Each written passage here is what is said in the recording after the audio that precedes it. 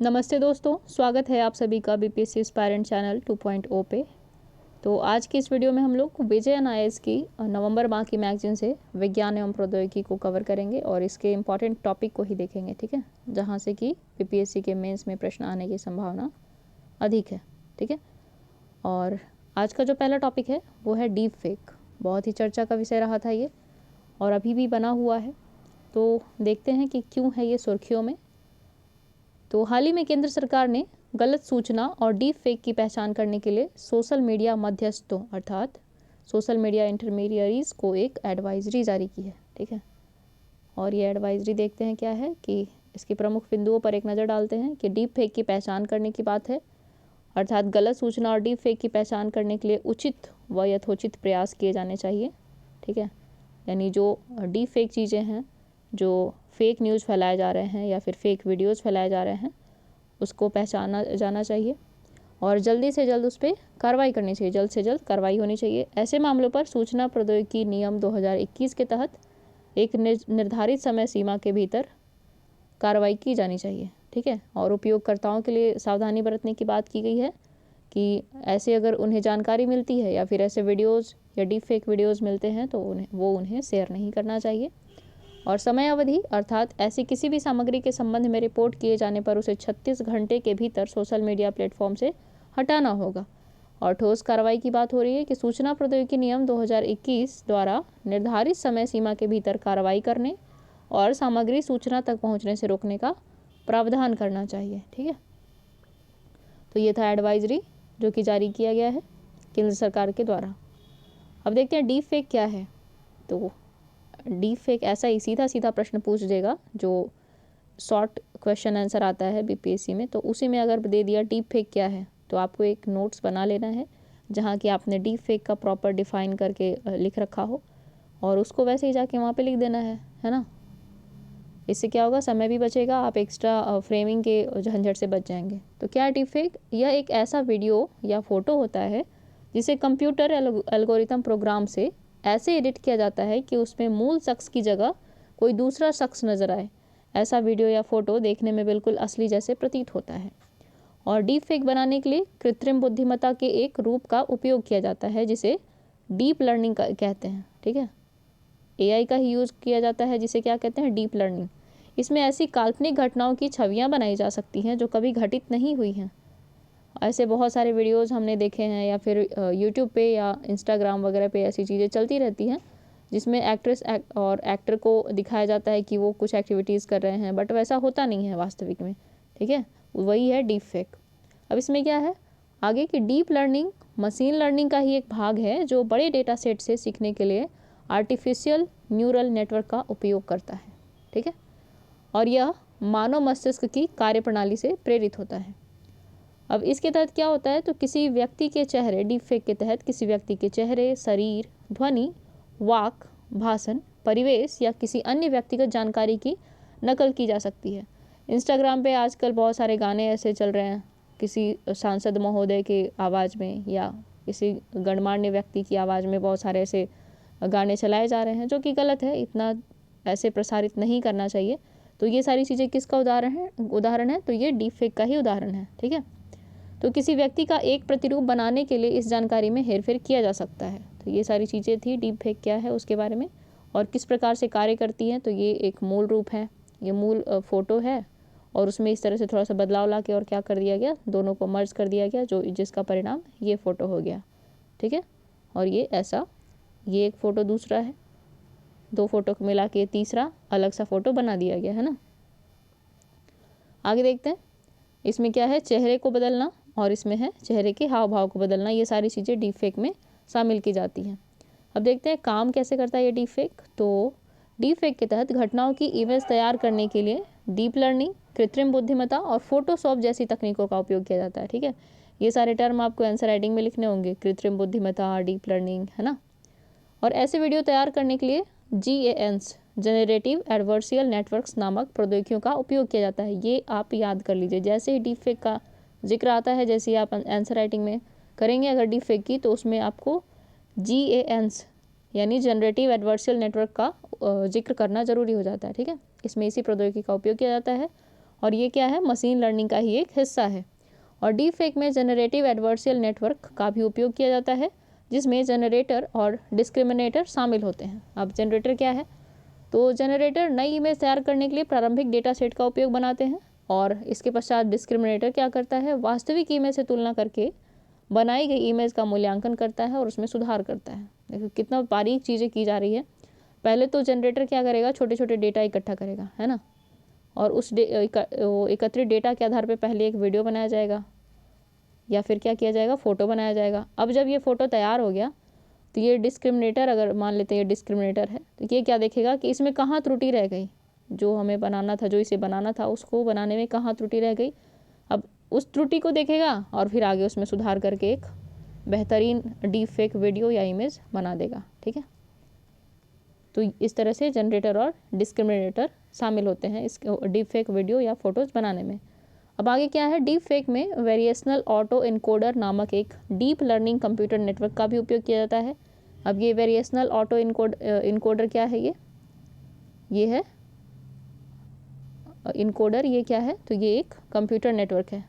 और यहाँ पे हमने जनरेटिव एडवर्सियल नेटवर्क भी पढ़ा था, ये भी मशीन लर्निंग का ही पार्ट है। आपको ये सब टर्म पता होने चाहिए, अगर नहीं पता है तो टेंशन वाली बात नहीं है, ज़्यादा तनाव ना लें, बार बार रिवीजन करने से आपको ये सारी चीज़ें आसान लगने लग जाएंगी, है ना।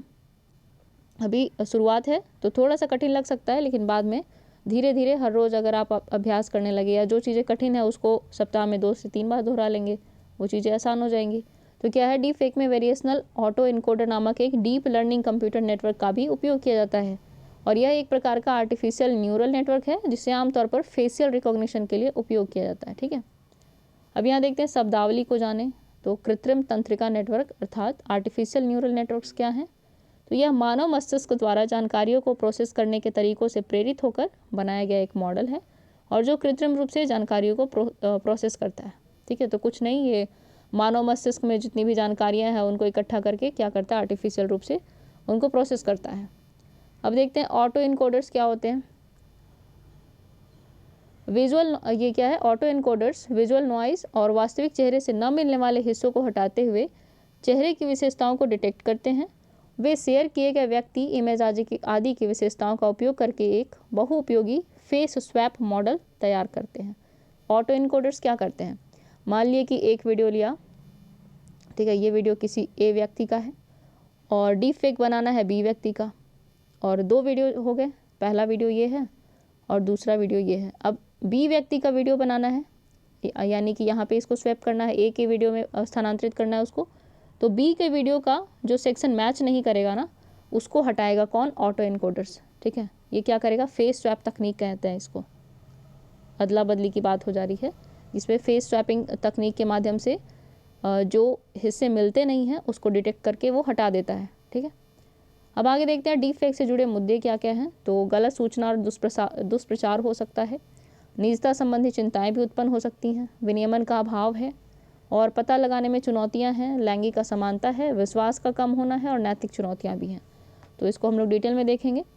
यहाँ पे हम लोग देखते हैं पहले कि गलत सूचना और दुष्प्रचार कैसे हो सकता है।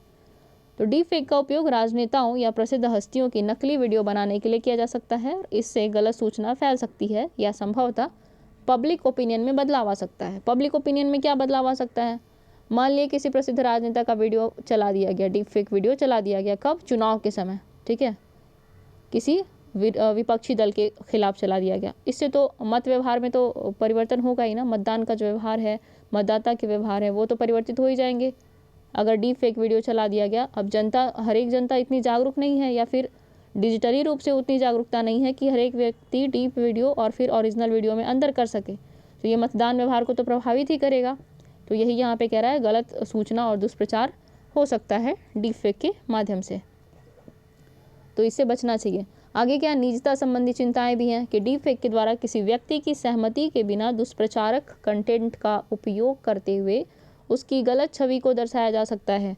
इससे निजता के उल्लंघन के साथ साथ प्रतिष्ठा को संभावित नुकसान हो सकता है, और इस प्रकार क्या होगा, डीप फेक किसी व्यक्ति के व्यक्तिगत डेटा और निजता के अधिकार का भी उल्लंघन करता है। ठीक है, अब कोई व्यक्ति मानते हैं कि एक जुलूस निकाला जा रहा है, उस जुलूस में ए नामक व्यक्ति शामिल नहीं होना चाहता है, लेकिन उस जुलूस के जो ऑर्गेनाइजर हैं या फिर उस जुलूस में जो कार्यकर्ता हैं वो उस ए व्यक्ति को उसके वीडियो या फिर उसके इमेज को यूज़ कर लिए, या कोई ऐसा वीडियो चला दिए जिसमें उस जुलूस का समर्थन ए व्यक्ति के द्वारा किया जा रहा है, तो इससे क्या हुआ, उसकी निजता तो प्रभावित हुई ना। कुछ पल के लिए तो कुछ लोगों को तो लगा ही कि हाँ ए व्यक्ति इस जुलूस का समर्थन कर रहे हैं। अगर वो ए व्यक्ति का प्रशंसक निकला तो वो भी समर्थन करने लग जाएगा। तो ये सारी चीज़ें हैं कि उनकी जो इच्छा है उसके विरुद्ध अगर ये कार्य किए जा सकते हैं डीप फेक के द्वारा, उनकी निजता का यहाँ पे उल्लंघन होगा, उनकी अभिव्यक्ति की आज़ादी का हनन हो सकता है। ठीक है, आगे क्या है, विनियमन का अभाव। तो डीप फेक तकनीक की स्पष्ट कानूनी परिभाषा की कमी एक अन्य प्रमुख मुद्दा है। तो डीप फेक तकनीक है क्या, अभी तक इसे पूर्ण रूप से परिभाषित नहीं किया गया है। ठीक है, कमी है अभी इसके बारे में, तो ये एक विद्यमान मुद्दा है। इसके विनियमन का अभाव है, दिखाता है ये भारत में या फिर वैश्विक स्तर पर भी अभी उतनी जागरूकता नहीं है। अब क्या है, भारत में डीप फेक संबंधी अपराधों के तहत आने वाली गतिविधियों की परिभाषा का भी अभाव है। इस प्रकार डीप फेक की मदद से दुर्भावनापूर्ण या धोखाधड़ी वाली गतिविधियों में शामिल होने वाले व्यक्तियों या संगठनों पर मुकदमा चलाना मुश्किल हो जाता है। अब ये पता लगाने में भी चुनौती हो सकती है। क्या भाई, तो डीप फेक को तैयार करने के लिए इस्तेमाल की जाने वाली तकनीकें लगातार विकसित हो रही हैं। ऐसे में डीप फेक का पता लगाने के लिए प्रभावी उपकरण विकसित करना अपने आप में एक चुनौती है। ठीक है, तो कौन सा वीडियो डीप फेक है ये कैसे जाने, ऐसे कोई उपकरण है अथवा नहीं, उपलब्ध है मार्केट में या नहीं, ये अपने आप में चुनौती है। अगर नहीं उपलब्ध है तो उनको विकसित करना एक चुनौती है। ठीक है, अब आगे देखते हैं लैंगिक असमानता। तो एक मिनट हाँ, लैंगिक असमानता की बात हो रही है यहाँ पे। तो प्रतिशोधी पॉर्न वीडियो, गैर सम्मति वाले पॉर्न और उत्पीड़न के अन्य रूपों वाले अपराधों में सबसे अधिक महिलाओं, लगभग 90% को निशाना बनाया जाता है। अब मानते हैं कि किसी एक महिला को, ठीक है, किसी एक लड़के के ग्रुप के द्वारा उसे छेड़खानी किया जा रहा है, अगर या फिर उसे प्रपोज किया गया जो कि गलत मानसिकता से प्रभावित है। बहुत सारे ऐसे लड़के होते हैं जो, या फिर समाज में ऐसे असामाजिक तत्व विद्यमान हैं जो किसी लड़की को परेशान कर रहे हैं, उस लड़की ने मना कर दिया। अब वो क्या उसे बोलेंगे, तुम्हारा पॉर्न वीडियो या तुम्हारी उत्पीड़न या ऐसी कुछ वीडियो किसी साइट पे डाल दी जाएगी डीप फेक बना के। तो वो क्या हो गया, यहाँ से वो महिला, मतलब ये शोषण तो हो ही रहा है, साथ ही साथ ये असमानता को भी दिखा रहा है। ठीक है, यहाँ ये दिखा रहा है कि महिलाएं अधिक सुभेद्य हैं ये डीप फेक वीडियो के कारण। ठीक है, अब आगे देखते हैं विश्वास का कम होना। विश्वास का कम होना क्या है कि डीप फेक का प्रचलन मीडिया कंटेंट की विश्वसनीयता को चुनौती देता है, और इससे जो लोग कंटेंट देखते और सुनते हैं उन पर मुश्किल से भरोसा कर पाते हैं। और नैतिक चुनौतियां क्या हैं, तो विचार और अभिव्यक्ति की स्वतंत्रता एवं कलात्मक अभिव्यक्ति की सुरक्षा के साथ डीप फेक को नकारात्मक प्रभाव से निपटने की आवश्यकता को संतुलित करना एक जटिल नैतिक चुनौती है। अर्थात डीप फेक का किस प्रकार से इस्तेमाल मनोरंजन के लिए हो रहा है या फिर वो गलत वे में हो रहा है, ये कैसे डिसाइड किया जाए, ये अपने आप में नैतिकता पर सवाल है या फिर एक चुनौती है। ठीक है, अब यहाँ पे एक सेक्शन बनाया हुआ था कि इसका डीप फेक के द्वारा जो प्रदत्त अवसर हैं वो कौन कौन से हैं। तो ये मनोरंजन के क्षेत्र में अवसर प्रदान कर रहा है, ई कॉमर्स के क्षेत्र में प्रदान करता है अवसर, संचार के क्षेत्र में, अनुसंधान और सिमुलेशन के क्षेत्र में। कैसे भाई, तो मनोरंजन में इसका प्रयोग वांछित रचनात्मक प्रभाव प्राप्त करने के लिए किसी व्यक्ति की आवाज़ और समरूपता से संबंधित विशेषताओं का उपयोग करने में किया जा सकता है। ठीक है, और ई कॉमर्स में कैसे, तो खुदरा विक्रेता ग्राहकों को कपड़ों के वर्चुअल ट्रायल के लिए वर्चुअल मॉडल प्रदान कर सकते हैं। ठीक है, और संचार में स्पीच सिंथेसिस और चेहरे के भाव में बदलाव से यह प्रतीत हो सकता है कि कोई व्यक्ति प्रामाणिक रूप से दूसरी भाषा बोल रहा है। ठीक, अब क्या है अनुसंधान और सिमुलेशन, तो यह विभिन्न क्षेत्रों में पेशेवरों को प्रशिक्षित करने में सहायता कर सकता है, जैसे चिकित्सा प्रशिक्षण अभ्यास के लिए वास्तविक परिस्थितियां प्रदान किया जा सकता है इसके माध्यम से, डीप फेक के माध्यम से। अब आगे देखते हैं कि डीप फेक पर लागू नियामक जो उपाय हैं वो कौन कौन से हैं। तो देखते हैं भारत में लागू कानूनी प्रावधान कौन से हैं। तो भारत में डीप फेक तकनीक के नियमन के लिए कोई विशेष कानूनी प्रावधान तो नहीं है, हालांकि कुछ कानून अप्रत्यक्ष रूप से डीप फेक संबंधी मुद्दों का निराकरण करते हैं, जैसे सूचना प्रौद्योगिकी अधिनियम 2000 की धारा 66। ये सारे आपको लिख लेने चाहिए अपने नोट्स में। ठीक है, तो सूचना प्रौद्योगिकी अधिनियम 2000 की धारा 66, इसके तहत किसी व्यक्ति की छवियों को मास मीडिया में कैप्चर करना, प्रकाशित करना, प्रसारित करना या तथा उनकी प्रसारित करना क्या है, उनकी निजता का उल्लंघन है। ठीक है, निजता का उल्लंघन है ये। और सूचना प्रौद्योगिकी अधिनियम 2000 की धारा 66D, तो डी और ई दोनों याद रखना आपको। यह क्या कहता है, यह उन व्यक्तियों पर मुकदमा चलाने का प्रावधान करती है जो किसी व्यक्ति को धोखा देने या उसका प्रतिरूपण करने के लिए दुर्भावनापूर्ण इरादे से संचार उपकरणों या कंप्यूटर संसाधनों का उपयोग करते हैं। ठीक है, किसी व्यक्ति का दुष्प्रचार किया जाएगा या फिर धोखा देने के लिए किसी का वीडियो इस्तेमाल किया जाएगा, तो ये क्या है, ये सूचना प्रौद्योगिकी अधिनियम 2000 की धारा 66D के तहत एक अपराध है। और इसमें क्या है नेक्स्ट कि भारतीय कॉपीराइट अधिनियम 1957 यह कॉपीराइट के उल्लंघन के लिए दंड का प्रावधान करता है। अब है कि डीप फेक के विरुद्ध वैश्विक उपाय क्या है, जो किए गए हैं उपाय वो क्या है, तो ये है ब्लेचले घोषणा पत्र। ये अभी हाल ही में हुआ था। इसके तहत भारत, संयुक्त राज्य अमेरिका, चीन, जापान और ब्रिटेन सहित 25 से अधिक प्रमुख देशों ने कृत्रिम बुद्धिमत्ता के संभावित जोखिमों से निपटने का आह्वान किया है। ठीक है, और यूरोपियन यूनियन का डिजिटल सेवा अधिनियम, तो यह अधिनियम सोशल मीडिया प्लेटफॉर्म को कुछ जिम्मेदारियां पूरी करने के लिए बाध्य करता है, जैसे लेबलिंग, दायित्वों का पालन, पारदर्शिता बढ़ाना और मीडिया की प्रामाणिकता निर्धारित करने में उपयोगकर्ताओं की सहायता करना।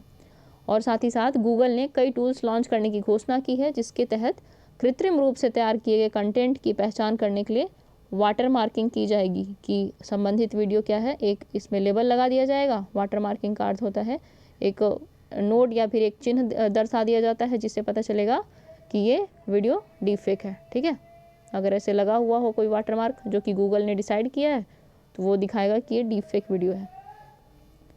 आगे है कि आगे की राह क्या होनी चाहिए, तो कानूनी ढांचे को मजबूत किया जाना चाहिए और जवाबदेह कृत्रिम बुद्धिमत्ता के विकास को बढ़ावा देना चाहिए। ठीक है, और क्या है, तो सोशल मीडिया प्लेटफॉर्म की जिम्मेदारी और जवाबदेही भी तय की जानी चाहिए। उदाहरण के लिए यूट्यूब ने हाल ही में ऐसे उपायों की घोषणा की है, जिसके तहत क्रिएटर्स को यह बताना होगा कि सामग्री AI टूल का उपयोग करके बनाई गई है या नहीं। ठीक है, यूट्यूब तो हमेशा ही अपनी पॉलिसी में बदलाव लाता रहता है और कम्युनिटी गाइडलाइंस भी जारी करता है, जिससे कि किसी की भावनाएं या किसी का जो निजता है वो हनन नहीं हो। ठीक है, आगे है अंतर्राष्ट्रीय सहयोग। तो अंतर्राष्ट्रीय स्तर पर डीप फेक के उपयोग से निपटने के लिए साझा मानक और प्रोटोकॉल तैयार करने की आवश्यकता है।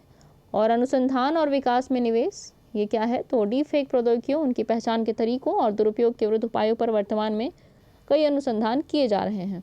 इन अनुसंधानों को बढ़ावा देने के लिए अधिक संसाधन आवंटित किए जाने चाहिए। ठीक है, तो ये था डीप फेक पर रिलेटेड आज का वीडियो।